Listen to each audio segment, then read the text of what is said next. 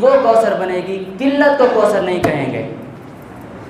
پھر اگر علم کی کثرت ہو تو کہیں گے کوثر علم، اگر عمل کی کثرت ہو تو کہیں گے کوثر عمل، اگر معجزات کی کثرت ہو تو کہیں گے کوثر معجزات، اگر حسن و جمال کی کثرت ہو تو کہیں گے کوثر حسن و جمال۔ اللہ اگر کسی چیز کا کوثر عطا فرماتا نا تو فرما دیتا کہ میں نے فلاں چیز کا کوثر عطا فرمایا، فلاں کا کوثر عطا فرمایا۔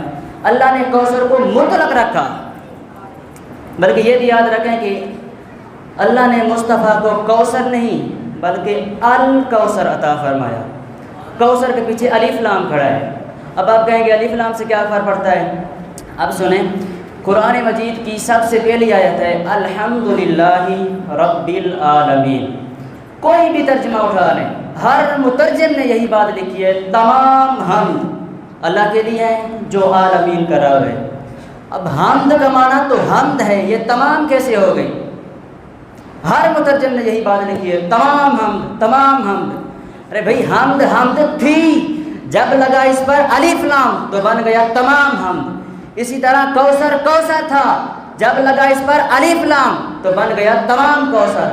پتہ چلا اللہ نے مصطفیٰ کو ہر چیز کا کوثر عطا فرمایا۔ اچھا، یہ تو لغوی معنی ہے کوثر کہ ہر چیز کی کثرت کو کوثر کہتے ہیں۔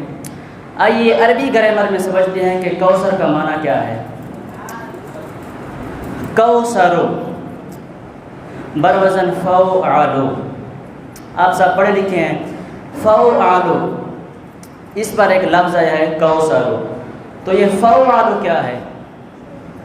آپ جانتے ہیں فوعل یہ جمع منتہی الجموع کے اوزان میں سے ایک وزن ہے جس پر لفظ آیا ہے کوثر۔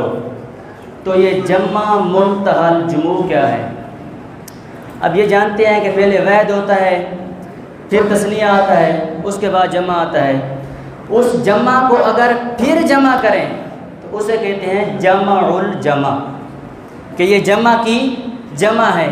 اس جمع کو پھر جمع کریں، اس کو پھر جمع کریں، اسے پھر جمع کریں، حتیٰ کہ جمع کرتے کرتے جب جمع کی بھی انتہا ہو جائے، جہاں جمع ہی دم توڑ جائے، جس کے بعد کوئی جمع ہی نہ ہو، اسے کہتے ہیں جمع منتہی الجموع۔